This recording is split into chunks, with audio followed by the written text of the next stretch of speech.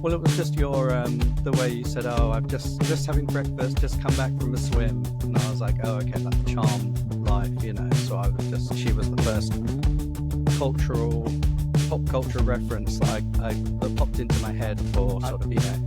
I was thinking, am I misremembering something? Like, is there some famous line in Mean Girls where Regina George goes swimming and then has breakfast? No, it was just a slightly obscure, but not particularly obvious pop culture reference. Some might say a tenuous link, Sue. Some might say that, yes. Regina George would say that.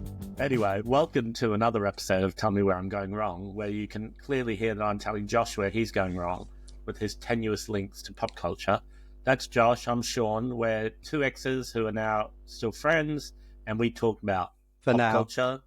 Yeah, for now. We talk about Regina George, tenuous links, swimming, breakfast, and anything else that we want to talk about. Sometimes it's interesting to our listeners, sometimes it's not. And it's interesting to us most of the time, so that's really what's important. How are you doing, Josh? I'm fine. I was just waiting to get a word in. I'm doing okay. Make a change, Lou. Well, that's definitely not for here. But I'm okay. Like I said, I was just being not berated by Sean. I was being joshed, if you will, for using a slightly non-obvious cultural reference. Because I don't know if we explained it well, but yeah, when I messaged him about 15 minutes ago to say, "Are you going to be ready?" and he said, "Oh yes, I've just having breakfast. I've just come back from a swim," and I thought, well, you know, it's the charmed life for some, isn't it? But mind you, I think it's important for our listeners to know that this is all before 9 a.m. So some might say it's a hardship to have to exercise before 9 a.m. to go out to the pool. Well, it is. Yeah, I do feel very privileged to have that. Very fortunate to have that opportunity. And last year when I had a bad back, it was the only thing that stopped my back from hurting was regularly swimming. So I really need it in my advanced years. I need this sort of regular exercise. It's a maintenance regime at this point in life. I was talking to my therapist the other day. You want to talk about privilege and charmed life, being able to have a therapist. But I was talking about the difference between living your life and maintaining your life. And I was like, I feel like so much of my adult life, I've just been in a maintenance phase, if you will, of like just dealing with the shit that comes my way instead of just getting on with life. And so that's my new outlook, new year, new me, is like, okay, I'm going to try and live less in a maintenance kind of approach to life and more in a celebratory approach to life. Just say yes. Yeah, just say yes.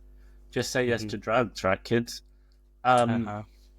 So talking about drugs and outrageous behavior, I went to the Tate Modern to see the Leigh Bowery.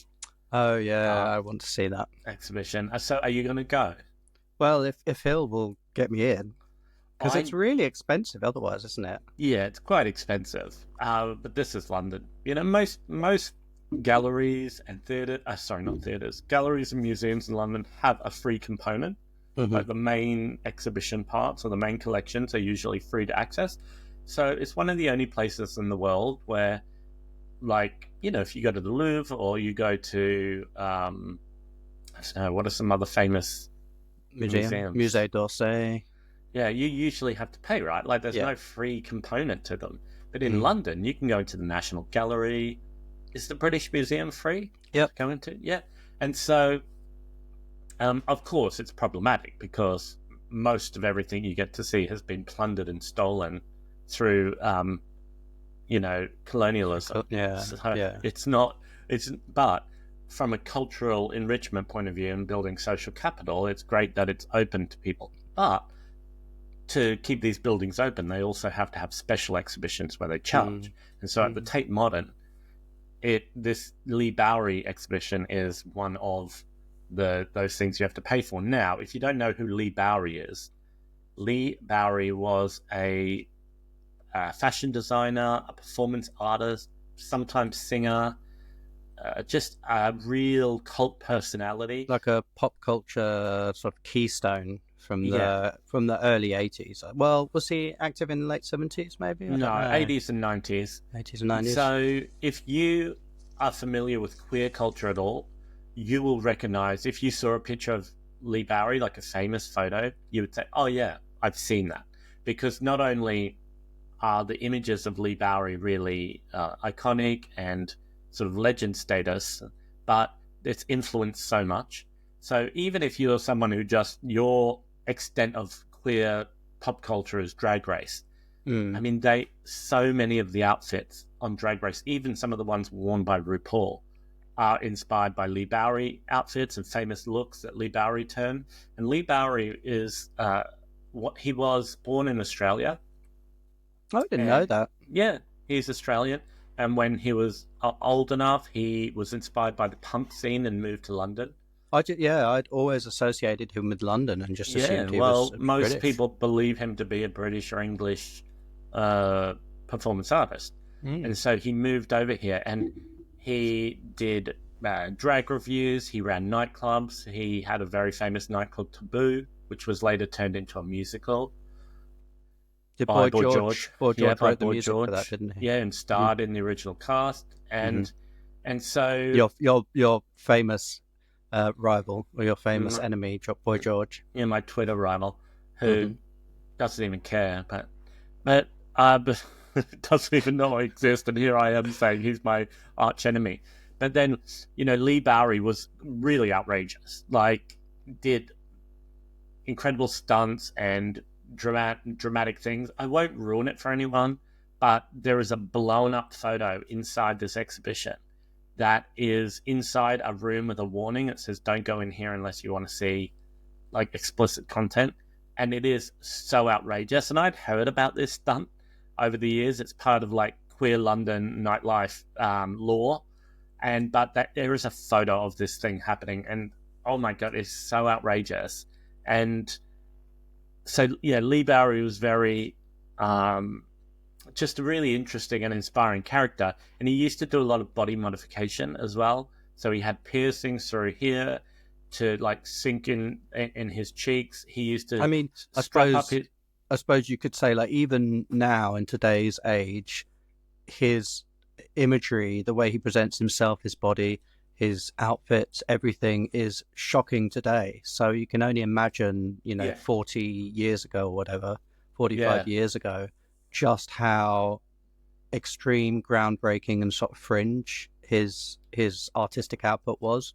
Yeah, and he used to change the shape of his body by strapping it with ropes and tape, and he would do himself a lot of damage. Like he would, actually injure himself, but he would like push his body fat into different shapes. And he was, he would do things like tape half of his face and pull it into a distorted shape so it looked like he had like disfigurement. And then he would go out cruising to public toilets for like gay sex, looking like this, looking like he was disfigured, and go and like cruise for sex in public. But it's almost like every aspect of his life was an expression of sort of art, or to do that, it's like he sort of lived and breathed. I mean, I haven't seen the exhibition, but from what I know about him, he sort of lived and breathed this like incredible creative drive to push the boundaries and I want to go. But... And it's not a spoiler alert for anyone, but Leigh died from an AIDS-related illness in 1994, and it's like 31 years ago that he died. But his art and what he left behind is incredible, and the exhibition has a lot of his outfits, original outfits, audio-visual content, just incredible art inspired by Leigh Bowery, by other artists, and lots of photography, including the really famous British photographer Nick Knight. Do you know Nick Knight, who has done stuff with Madonna and Gaga and Björk, and so many other pop artists. Well, there's lots of photos he had taken of Leigh Bowery as well that have been blown up and printed for the first time ever for the exhibition. So anyway, I highly recommend it. So Sean's husband Hill has a membership for the Tate, and so he gets to go for free into all the exhibitions with a +1. So that's why I'm hoping Hill will take me, because I'm a struggling musician. You could sneak in with the pass, I suppose. What are they going to do? Would you be nervous about doing something like that? I know a lot of people. Obviously, I'm not going to name names, but I know a lot of people who have memberships for various, institutions like the V&A or Kew Gardens or you name it, like different museums, British Museum, who just share their passes around with everyone because there's no photo on these things. So, and in a way, I get it because they are so expensive. The exhibitions, they are outrageously expensive, and I'm guessing they factor that in. They factor in the fact that people will share. Like we were talking about a few weeks ago, how supermarkets factor in a certain amount of theft when they have automated checkout systems. I was just thinking of that. I was like, supermarkets exist on a similar model where it's like, do you know what? There are people who, and I'm just going to say it, there are people who have to steal food to. Oh yeah, of course, to get by, and then there are some people who just want to shoplift, or some people who for them it's a lifestyle choice. Yeah, for some people it's fashion to steal like a punnet. I feel like Leigh Bowery would have been a bit of a shoplifter. Yeah, just from the sort of the outrageous perspective angle of it, just to cause outrage. But what I was going to say is, do you think so? I'm trying to think of where. I think like in Mexico, perhaps, and lots of other countries as well, or cities that I've been to, the local residents will get in for free or at a much reduced rate to things, and visitors have to pay a surcharge. Yes. And I don't really mind that. I don't think I'm that opposed to that idea, because I do think that if you live in a city, then obviously in theory, you're paying taxes, you're contributing to the arts through your taxes. And I do think that it's right that you should get some sort of, that should be recognized in some way if you want to go and, if you have an interest in the arts, or not just arts, but like, gardens as well, like Kew Gardens. Kew Gardens is really expensive, I think it's like £18 or something to get in. And obviously if you're going to go a few times a year, it's worth getting a membership. But I do think that there's some justification for having a reduced rate for things like that, like cultural activities, if you are a local resident. Do you still have a pass for Kew Gardens? I don't. My mum does, and so I can go with her. Do you get dressed up as your mum and use her pass to get in? No. You walk up and you wearing your mum's outfits and you're singing "Blowing in the Wind" by Bob Dylan and her high voice. No, I don't do that. Not yet. Maybe soon. Maybe that's what my future holds. When was the last time you went to the Tate Modern? I couldn't tell you. It was years ago. And I don't know if I've been to Tate Britain since I was a kid, because it was actually closed for a long time, wasn't it? Like Tate Britain was closed for like 8 years or something, I think. Okay. I think.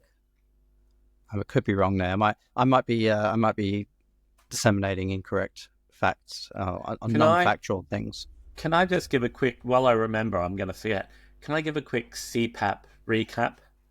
Yeah, of course. So for people who are new to the pod, I sleep with a CPAP machine, which is a machine that is like an assisted breathing machine for people who have sleep apnea, which is where your body stops breathing while you're sleeping. And so I have a machine that forces air into my airways to keep them open. And I'm having this problem with my CPAP machine because it fits like a strap on your head. And it's disfiguring my hairstyle. And it won't... Hang on, look. So there's this bit here that no matter what I do, it won't sit flat to my head. And like, I'm trying to keep it flat under here. And I've been going to business meetings and things for work and social events, and my hair is like sticking up in this one spot. And if I put wax in it, if I wet it, and then like I'll wet it, Do you have a hairdryer? Yeah, but even that doesn't work. Like, and then I wet it, and then I like put something on heavy on my head to hold it down until my hair dries, and that kind of might hold it down for like 15 minutes, but then it starts popping up through the day, and it's oh my, it's The struggle is real. But it's just one of those things. If you see someone who has just this wild bit of tufty, wild pigeon hair sticking up on the back of their head, you would just city pigeon hair. Yeah, city pigeon.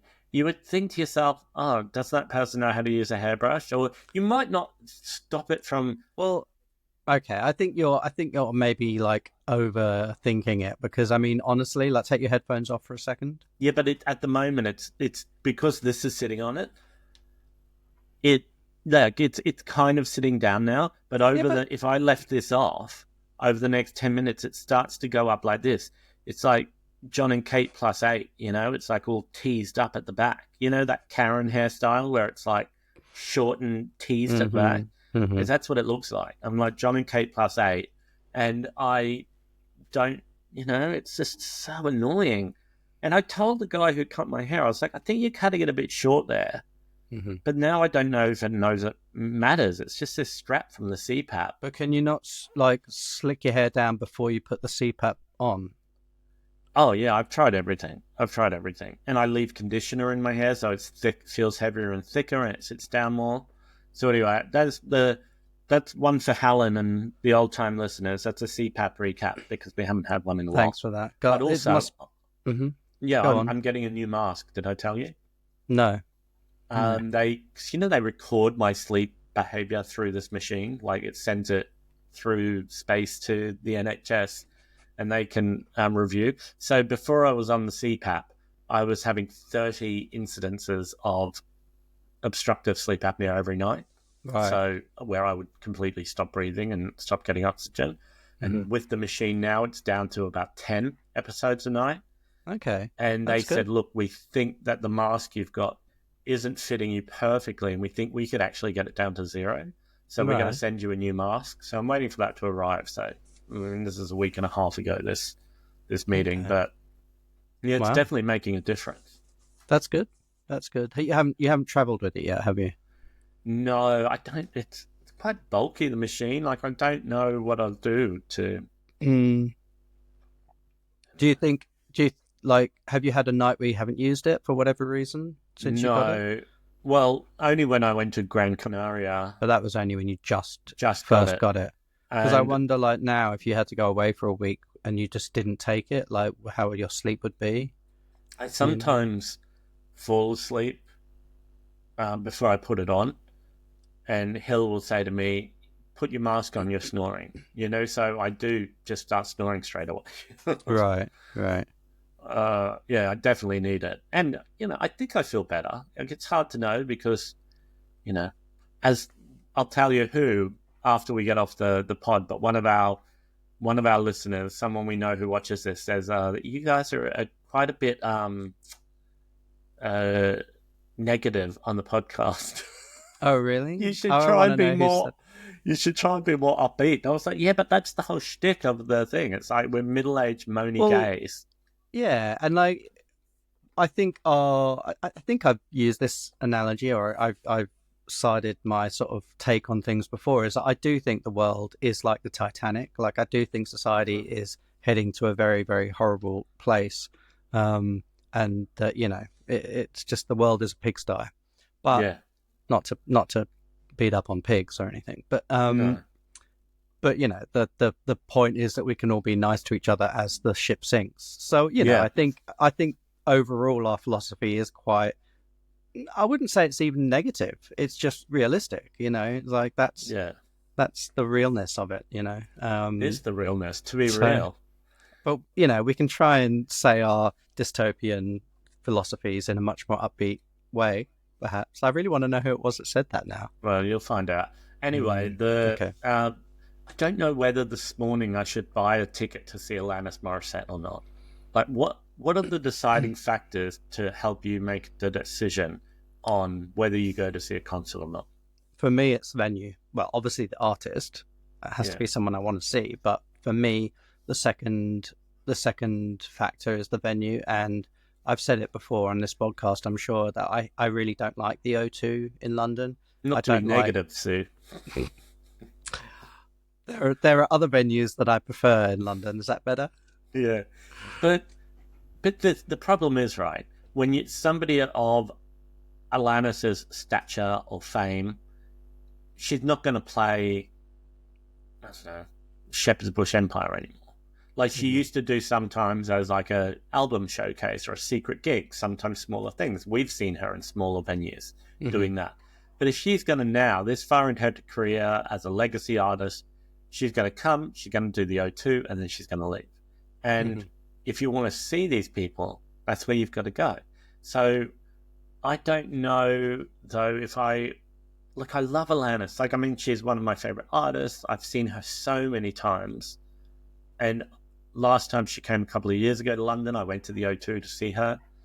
And it was so special. You know, I cried like the super fan, the stan that I am. But I don't know. I don't know if I want to go and stand and pay £90 or whatever it is to be in the O2 with like 18,000 people. And and like travel from arsehole to breakfast time, to fucking get there, because it's so out of the way. And also getting home from there is such a nightmare. Like, you have to queue for about an hour to get back into the tube station after a gig and stuff. It's just fucking there are much nicer venues that are much easier to get home from. So, is there anyone you would go to the O2 for? Well, I went, was it last year? Maybe it was the year before. I went with my mum to see Elton John because neither of us had ever seen him before, and he was doing his farewell tour. My mum loves Elton John. I'm on the fence with Elton. And so, being his farewell tour, I was like, okay, well, let's go. And it just reaffirmed my dislike for that venue. I mean, the venue itself is not the worst venue. It's quite soulless. The bleachers are very steep. It's just an empty, soulless arena, like most arenas are. But it's just the location, and it's just, the sort of horrible, horrible commercial mall thing that they've sort of set up around it. It's like this horrible shopping mall, like a Westfield sort of thing all around it, and it's just so soulless. And I just so that's the last time I went to the O2, and the time before that I think would have been with you when we went to see the Killers, and that would have been probably 10 years ago now. When did we go and see Plan B there? What year would that have been? I vaguely remember that, but I mean, we've talked before about my memory on this podcast, but yeah, I do vaguely remember that, but not clearly. Whatever happened to him? Are you sure we went to the O2? I remember seeing him, and like, not to be shady, but I remember his live voice not being that good. Yeah. It wasn't a great show, but was that the O2? I think so, yeah. But what? When was the last time you saw Alanis then? At Hammersmith. I don't know, 5 years ago, 6? No, I don't know. My sense of time is so distorted by COVID, but maybe it was about 5 years ago, before COVID, maybe, or maybe it was after. I don't know. Yeah, it was. I went with you. I went with you to Hammersmith, and remember, and Russell Brand was sat a few rows in front of us. This was before, obviously, the scandal blew up around him. Was that gig? Yeah, and that's that time we went to see Alanis at the Hammersmith. What's it called now? I mean, it used to be called the Hammersmith Apollo, but now it's like the Labatt's Apollo Hammersmith. Is it? It's not an O2 venue? I don't know. Don't think so. I've seen, obviously I went to see Alanis at the O2 a couple of years ago, and then before that in Hammersmith with you, but so many times over the years that I can't actually remember. Like, we saw her in Oakland once, is that correct? Was it Oakland? Or what's that town outside San Francisco? Berkeley? Maybe it was Oh Oakland. yeah. Sorry, I just remember now. Yeah, it was Oakland. It was like a sort of theatre show, wasn't it? Like a big Yeah, theatre. We had dinner with Susan beforehand, and yeah. then we were really jet lagged. Like we'd arrived that day or the day before. And we saw And her in the El Rey Theater in Los Angeles. that's where we I've met Patricia. Yeah, I've seen her in like Wembley Arena. Yeah, with Uh, Janelle. We went with Janelle. yeah, I've seen But her obviously in Brisbane and Sydney, and I went to Adelaide to see her on yeah, I think you said that. the first Australian tour. We saw her. So that the smallest venue I've seen her as with you is that King's College Student Union. It was like a secret gig, remember? Yeah, like a And, showcase for the record company. and that was really fun seeing her in a tiny venue like that. Yeah. And you see, I've seen her definitely once, maybe more times at Shepherd's Bush Empire or the O2 Oh yeah, Shepherd's Bush. we went to called. like a secret gig at there as well, Mm-hmm. and I can remember lined up outside for that gig.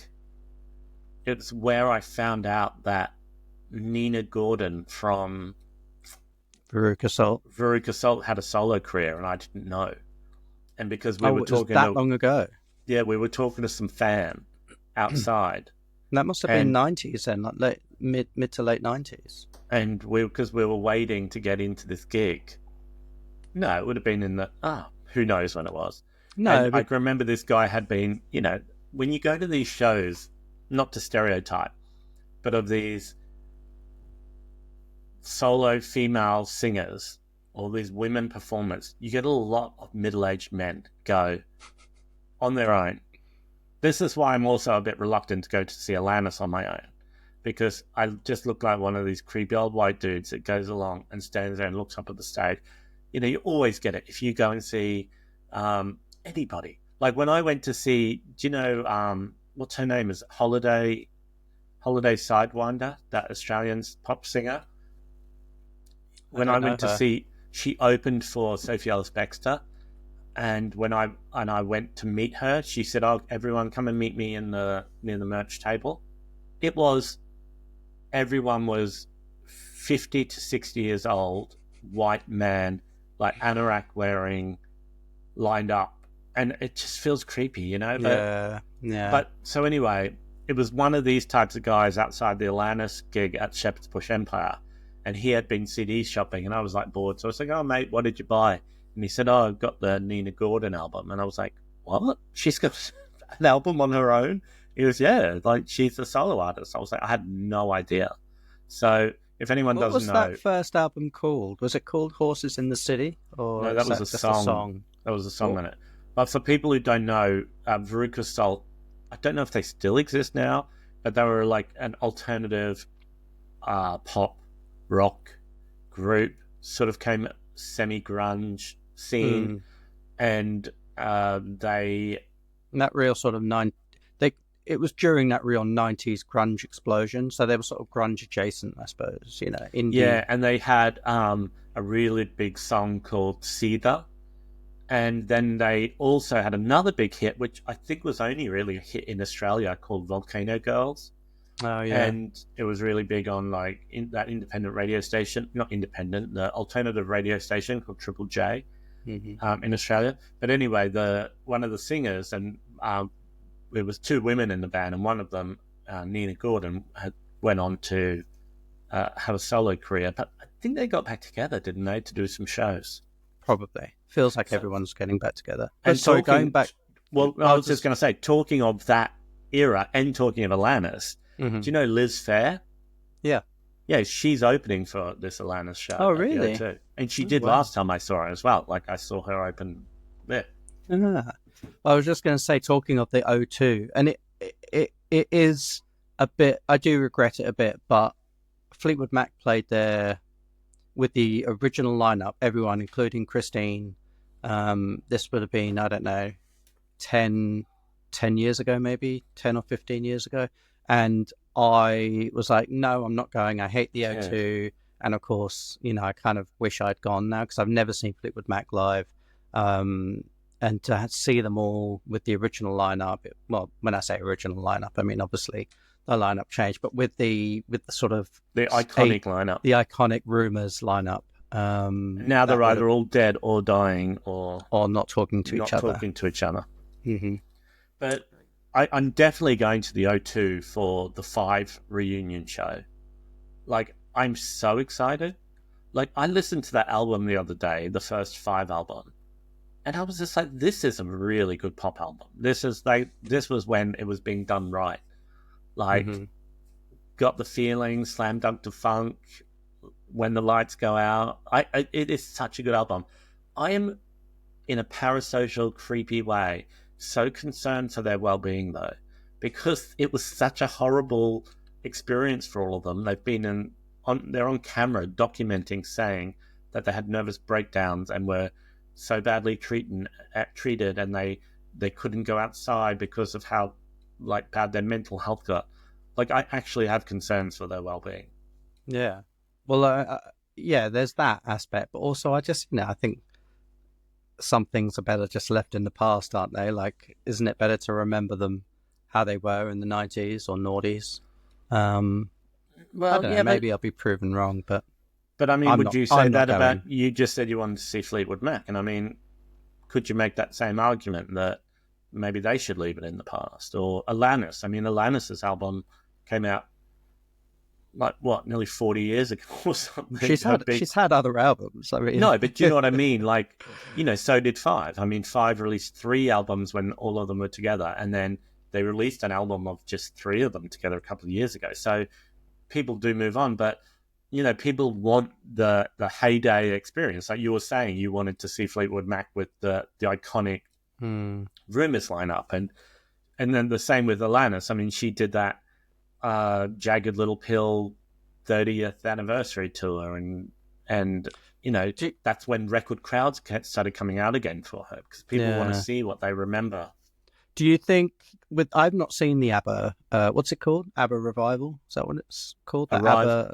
No. Revival? No, it's Voyage. Oh yeah, ABBA Voyage. Voyage. So ABBA Voyage. I've not seen it. Hill's gone a couple of times, I think. He's been twice, yeah. But I wonder if they would ever do that. It seems to have been very popular. I wonder if they'll ever do that with other artists. Like, I wonder if they would ever do a Fleetwood Mac one. I just don't think there's enough. Well, they wouldn't be able to without everyone's permission, and now that people are dead. So, I think we talked about on the podcast quite a while back where Simon Cowell had said his biggest regret with One Direction was not owning... Oh, One Direction, sorry, yeah. Was not owning the intellectual property to their likeness and the name, because he said he would have just made a hologram tour of them that would just tour the world indefinitely, and that would have been money for the rest of his life, and he said people would have come out for it no matter what. And he's right. Like people would. I mean, you look at bands that are still alive, like New Kids on the Block, they haven't stopped touring, like, ever in their career. And I mean, they came out in the 80s. Yeah. And so if there is a form of entertainment that it especially has nostalgia attached to it, people will go out for it. And so something like Fleetwood Mac, I don't think could ever be done without the express permission of whoever owns the estate of the people. But also with ABBA, I suppose it's easy. Well, I don't know. I've not seen it, but because not all of them are playing instruments, I wonder if it makes it easier. But then in ABBA, I mean, Benny and Bjorn played instruments, didn't they? Yeah, and their holograms pretend to play instruments. Okay. But there's an actual live band there. Yeah. As well. Yeah. But, they're all alive and they all gave their consent and they all make money from it. So... Well, I mean, Christine McVie is the only member of that iconic lineup of Fleetwood Mac that's no longer here. Oh, didn't the other dude die? Who? Lindsey Buckingham? Yeah. Didn't he die? He had a heart attack. I think he's still alive. I think he's still alive. I'm Googling. Do you want to do some live research? I'm Googling. But we did mention a few weeks back now, we mentioned on the podcast about tribute acts. And when you talked about, Alanis Morissette, is Lindsay still alive? Yeah, but I Barely. thought He's hanging on. well, he's 75 years old. Fucking That's hell, not that old. 75 is not old. It's not that old. It's pretty old. But 70 I is the thought new he 50. died. He had a heart attack. I don't know how long ago, probably 6, 7, 8 years ago, maybe 5 years ago. He had a heart attack, and 2019. okay, so Oh, but yeah, it said the life-saving procedure caused vocal cord damage, the permanency of which is unclear, although he ultimately recovered from the open heart surgery. but he now has no. I don't think any of Fleetwood Mac talk to him now, or at least Stevie and him don't talk. So anyway, I think that ship has sailed. But we were talking about tribute acts, and we went to see that Alanis Morissette tribute act years and years. This would have been late 90s, I think, in Acton at the what was then called the Redback Tavern. I think it's changed names now. I think it's I can't remember what it's called now, but it's like this really infamous drinking establishment in Acton, which is a suburb of West London. And it was, and I think it still is, really sort of synonymous with the well, they call them Sanzas, don't they? South Africans, New Zealanders, and Australians. Like that real sort of like backpacker culture. Over drinking culture. And so, yeah, it was this den of debauchery and just drinking in Acton. But they used to, in the week, I think, like midweek perhaps, or Sundays, they used to have sort of tribute acts. And so we went to see one called More Alanis Set. A terrible name. I know, it's like really. And do you remember we were talking to that woman who did the Alanis, and she was saying she's also in a Madonna show. Yeah. But I don't think she was Madonna. I think she was like Donna or Nikki. Oh, was she? Okay. Yeah, but she said they all do multiple like tribute acts, and we also went there to see the Australian Nirvana show. I don't think I went to that. I went with Monique, and it was where Monique sprained her ankle. Oh yeah, and then we went to see Jean like a few nights later or something. Yeah. But going back to Alanis, I don't know. I always live in fear that this might be one of the last chances to get to see somebody that I really like. And I mean, I don't just think she's okay. I mean, I was obsessed with her for multiple album cycles. I still love her. She's one of my favorites.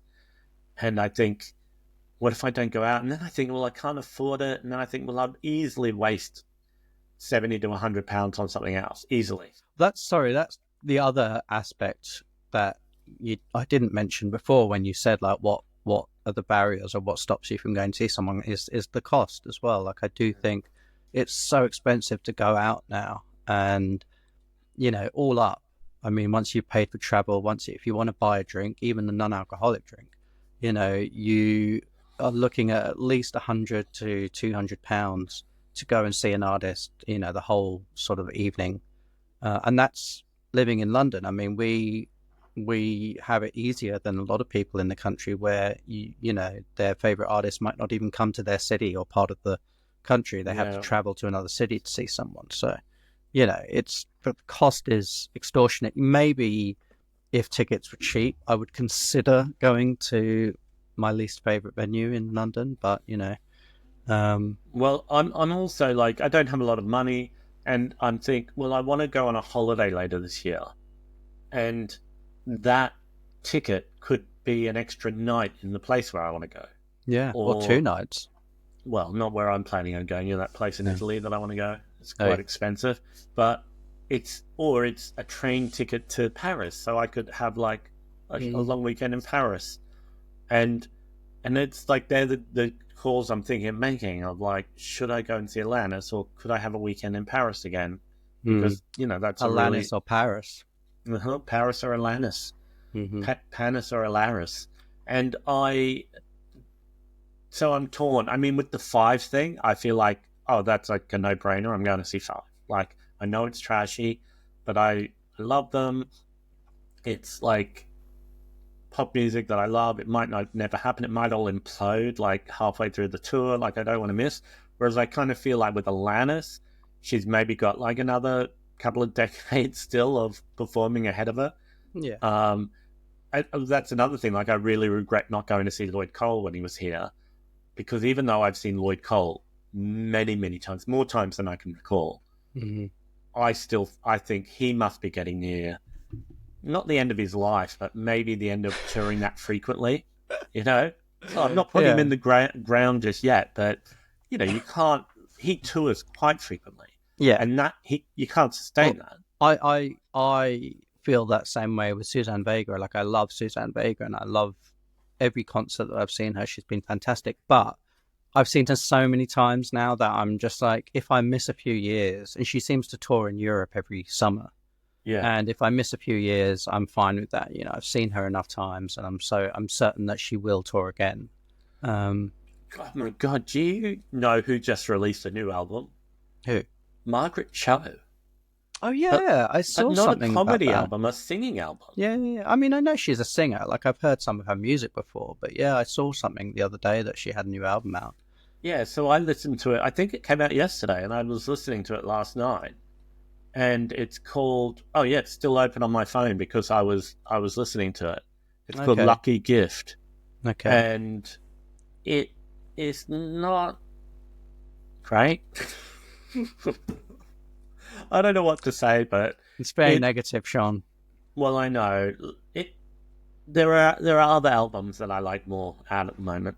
Okay, but it's not bad. It's just, I mean, you listen to it. It's very sort of singer-songwriter. Well, the music of hers I've heard in the past, I would say, sounds like maybe it's just more of that. Like, it's not bad, but it's sort of well produced, well crafted and everything, but it's just the songs aren't, I don't know. I mean, maybe it's not fair to comment, but based on what I have heard of her music, it's like, yeah, okay, this is okay. It's a good song. She can sing, she can write, she can play, but the songs don't really speak to me. I don't connect with them in any way. It's kind of like, like Trixie Mattel has singer-songwriter albums. Mm-hmm. It's kind of that DIY sort of vibe, but not as good. It's like not as catchy as the Trixie songs. Yeah. So it's kind of like, simple little guitar ballads and some quirky little pop songs and stuff, but not very engaging. Yeah. Okay. I mean, I will listen to it. I don't want to talk anybody out of who is a fan or is considering listening to it, but that's just my honest opinion on the Margaret Cho. I mean, I don't even really keep up with her comedy career. I haven't heard her do stand-up or seen anything online. I mean, the only thing I've sort of consumed of hers recently has been her podcast, and that's it. Yeah, I mean, I assume she still does comedy. I didn't know she had a podcast. Know. Yeah. What is it? Well, she normally has a guest, and like the episode I just listened to, I think last week, was with Melissa Rivers. Okay. But yeah, she has interesting guests. I don't know if she always has a guest, actually. I think there have been episodes where it's just her, but she talks about her musical journey in the podcast a bit. So, but yeah, I will check it out. Did you see how with Chapel Rowan we were talking about how she performed with Elton John? And have you seen how that song, they performed Pink Pony Club? Have you seen how that song is number 2 in the UK charts? Really? It was like going up and down, and then I think because did she perform it? Where did she perform it? At the Grammys? Yeah. Recently? Yeah. With the giant pony. Yeah, I don't know where it is in the US charts. I know it's quite high, but here it's just gone. It's the highest it's ever been in the UK charts. It's gone this week. Wild, like 2 years. When did that album come out? Was it 2 years ago almost? 2 years ago this month, maybe. And it's fascinating because I think they're gearing up to release her new single, The Giver, which she has performed live. Oh, yeah. Mm-hmm. But they don't really know what to do because this song just won't go away. And it's kind of, it's so old, and they're trying to start the new cycle or the new era of her career. And this Pink Pony Club song is, and like some of the other songs have done that as well, like Hot to Go and Femininomenon. And Good Luck Babe is just sort of keeps sort of riding that wave as well. Yeah, but Pink Pony Club has gone it's like one of her biggest selling songs now. Amazing. But Did you watch Rick Astley singing Pink on the Top? Yeah, It was yeah, such a good concert. yeah, I mean, yeah. I love Rick Astley. I think he's amazing. I love his voice. When I was a Hmm. teenager, I thought he was the most handsome man on the planet. Like, I loved Oh, him so really? much. Yeah, Oh, wow. Okay. I really loved him. And him singing that with just like an acoustic guitar is so good. Like, I Yeah, love it. And yeah. he's just somebody I've never seen live, because I kind of feel like the crowd would just be a bit too much for me. Of like, it would be a little cringe, like office Yeah. party vibes. But Hmm. I really love him. But Hmm. the that performance with Elton John, I mean, I'm not going to put Elton John down for being old, but I just don't know why people just always do these Well, I think things. he's just living his best life now, isn't he? He's not retired, but he's not touring anymore. He is just sort of living his life. I tried really hard last week to get tickets. So he's done an album with Brandy Carlisle, who I Mm-hmm. really love, and they are doing a gig in a couple of weeks, I think. So the end of March. They're doing a gig here in London at the Palladium, and I Yeah. tried last week to get tickets for it, and it was ridiculous. Like, I had the pre-sale code, to join the pre-sale, and it went live at 10 a.m.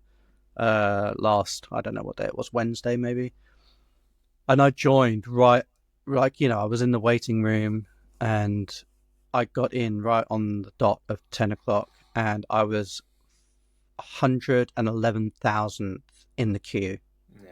for a venue that holds 3,000 people. Yeah. And it was just like outrageous, Did you bother ridiculous. waiting?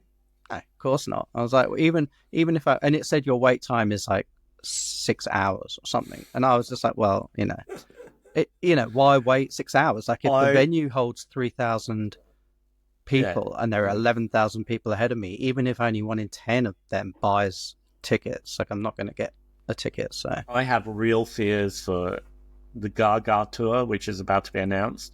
That's another reason where I'm like, can I afford to go see five Alanis and Lady Gaga? I have to make some choices here. I can't hmm go and see everything that I want to see. hmm And it's at the moment I'm back in my full blown Gaga hysteria. what Like, what's your So I was just thinking about the O2, and I was thinking, if No Doubt reformed yes, and did a tour and they played the O2, I probably would go, yes. because I would love to see No Doubt again. Or maybe I would go if they did a show somewhere else in the UK. Maybe I would go to another city. But what would it take? Like, who would play that you would pay like any amount of money or go to any venue for? There's probably no amount of money because I don't have unlimited Well, all right, funds. but even if it was like, so much money that you would have to make a lot of Well, sacrifices, like, with some of those Madonna tickets on her last tour were up to £1,000 or something hmm ridiculous. yeah, There's no way I would pay that. Like, I wouldn't. I don't know. I mean, Gaga, I would pay a lot of money to see. Like, and because also when you start paying those amounts, you know where you're going to sit, you know where you're going to be. You're paying for the privilege of having a designated spot close to the stage.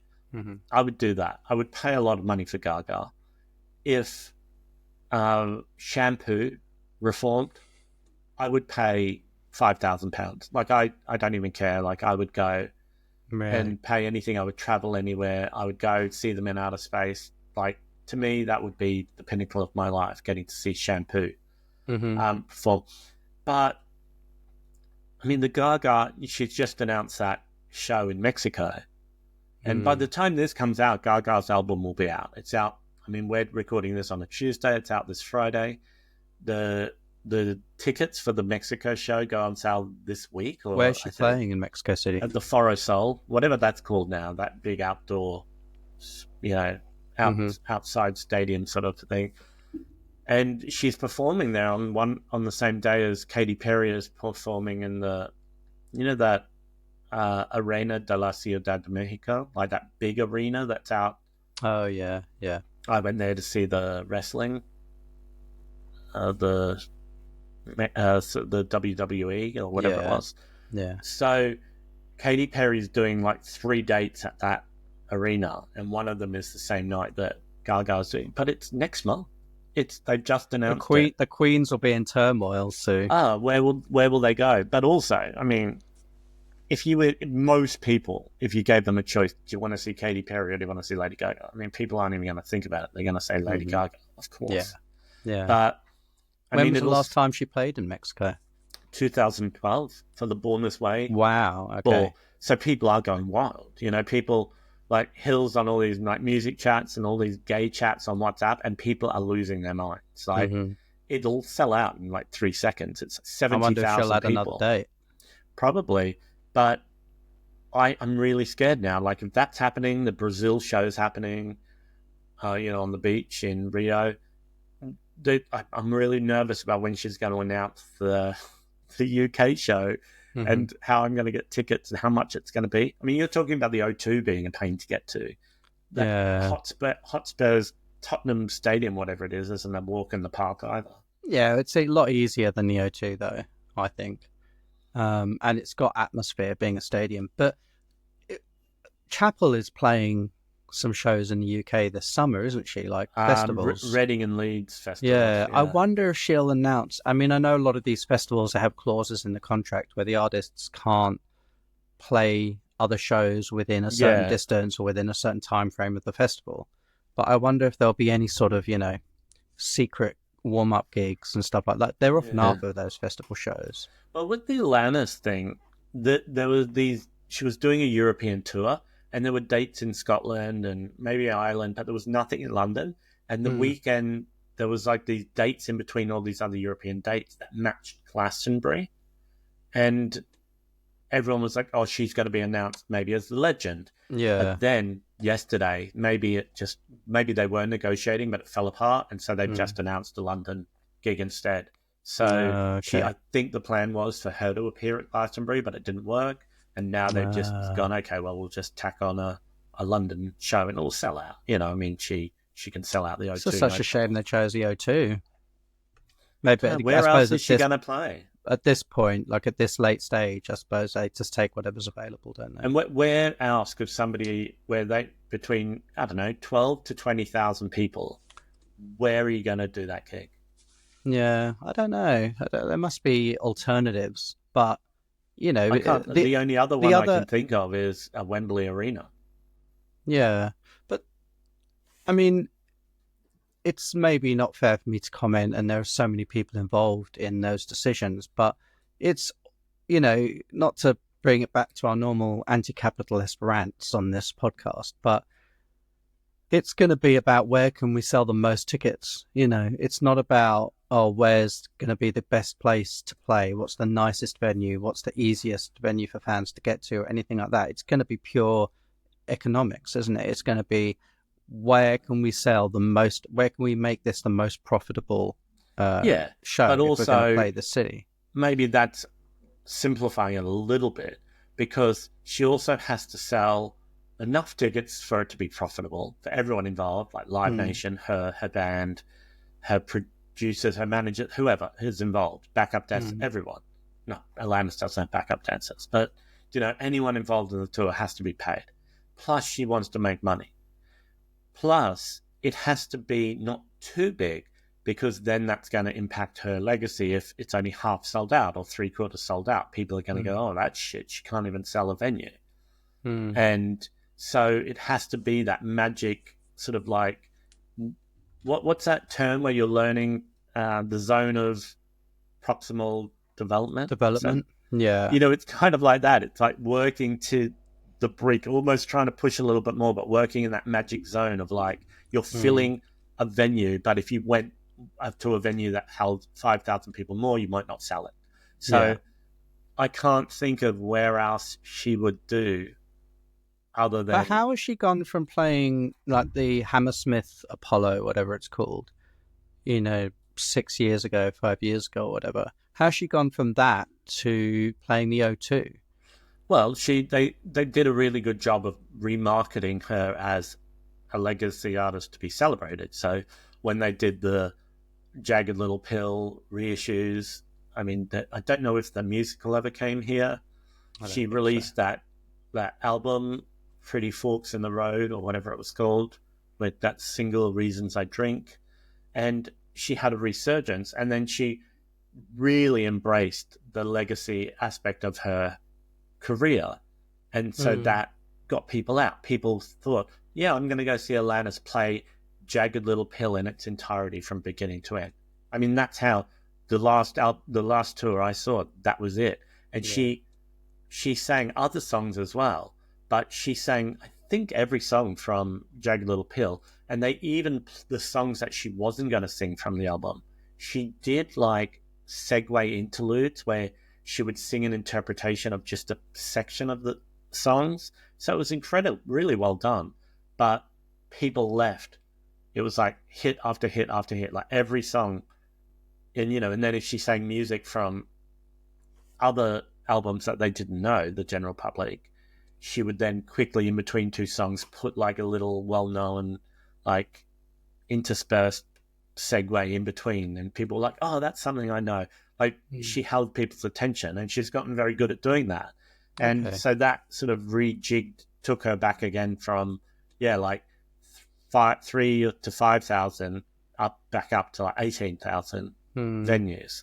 But the Gaga thing, I mean, she'll do stadiums. Like, it'll be like massive. Like, and in London, that means either Wembley or Tottenham. I mean, they're the only two. Yeah, I don't, there's, the local, because I live in Brentford, and the local football club, the Brentford Football Club, and locally known as the Bees. They had a whole new stadium built in the last sort of 5-6 years, and it's this huge stadium right by Kew Bridge, and I don't think they're doing concerts there, and I wonder if they ever will. Like, it would be so great to go there. How many people does it hold? I don't know. I mean, I've never been. I've been around it. I've been around the outside many times, but I've never actually been inside. And sometimes you can see in. It looks to be maybe slightly smaller than the Tottenham one. I mean, the Tottenham one is huge. It's like 70 or 80,000 people. Is it? No, Wembley Stadium is about 74,000. I don't think Tottenham might be a bit smaller. Is it? I thought it was more like 60, maybe 60,000. So this might be like, I don't know what this would hold, but maybe they don't have the license. Maybe the local authorities or the infrastructure. It's possibly. Okay, so Tottenham Hotspur Stadium is 62,850. Okay. But I don't know if it's the same for football capacity as it is for concert capacity. No, it wouldn't. Yeah. How many people does... Yeah, for a concert, it holds 62,850. Okay. And Wembley's at 75, isn't it? Or 70. Is it that much? I think so. But talking of Gaga, that song with Bruno Mars, have you seen how unstoppable that is from like being an international hit? It is. Today is the day of time of recording. It's just about to pass 2 billion streams on Spotify, and it is the fastest song in the history of Spotify to reach 2 billion streams. And last week it was back at number 1 in the US. It is like, I think, also the longest running number 1 hit in Spotify history as well. So that we talked about a few episodes back, like that Dance Monkey song by Tones and I had been 120 non-consecutive days at number 1 on Spotify globally. Now this one is up to 136 or something. It's like, I just can't believe what a massive song that is. How much money do you reckon that generates? 2 billion streams. Well, I don't know. I mean, it's 0.002 US cents per stream, but for some artists, and I'd imagine Lady Gaga and Bruno Mars fall into that bracket, for some artists, they're able to negotiate a better rate, so probably 0.003. So, you can do the maths and figure it out, but then, of course, they have to split that with songwriters, management, etc. So, but yeah, a lot of money. How weird would it be to have something that was so hugely popular that it just leaves, you couldn't have any sense of ownership over it, right? You couldn't think, and this it is would my also song. just be probably for the rest of your life, if you never picked up a guitar or whatever, you never sat at the piano and wrote another song, like, to have a song that big, it's going to generate a healthy income for you for eternity. Yeah. Yeah, and whoever inherits, well, until it becomes public domain property or whatever they call it, it'll make money for, like, if Gaga ever has children or whoever she leaves her catalog to. Mm-hmm. That one song would make hundreds of thousands of dollars a year. Like, and at the moment it's probably making millions and millions of dollars. But for the next 10 to 20 years, it's probably that one song is going to make hundreds of thousands of dollars a year. Well, as you know, Sue, I'm not in the mood to talk about Spotify streams because I had an interaction with Spotify last night which really pissed me off. So I had some streams removed from 3 of my songs. I had streams removed, and I was chatting with Spotify, and I was just like, "What's going on?" And first of all, you have to talk to a bot to get through to an agent, and then I got through to an agent. And first of all, they were just telling me that they weren't listening to my problem. They were just giving me like generic copy and paste answers. And I was like, no, I understand that. What I'm saying is this. And then I screen grabbed it and sent it to you, didn't I? And it just said, oh, we're not able to help with this, and I'm ending the conversation now. But that was it. That was their response. And I was like, oh, that's great. Thank you. Did they remove all of the streams? Well, this is the thing. I can't see, because now it's just showing for 3 of my songs, which had several thousand streams each. It's now showing less than 1,000 streams. And when it has less than 1,000, you can't see the actual number. Well, you can't actually see the numbers. But B, and I mean, obviously, I was not expecting to like make any money, serious money from Spotify.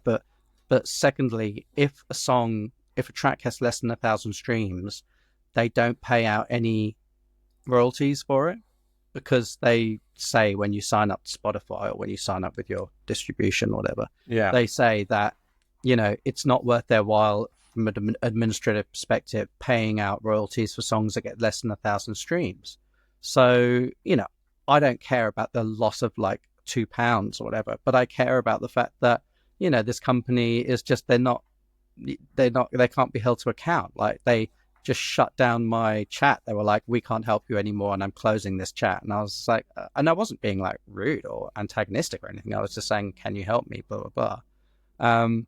So, like, it's shit that because I'm a tiny, insignificant artist, I don't matter to them, But I was just like really, really upset that it just affects algorithms and everything. So anyway, so I don't want to talk about fucking Gaga and Bruno Mars, who have 2 billion streams. Wow.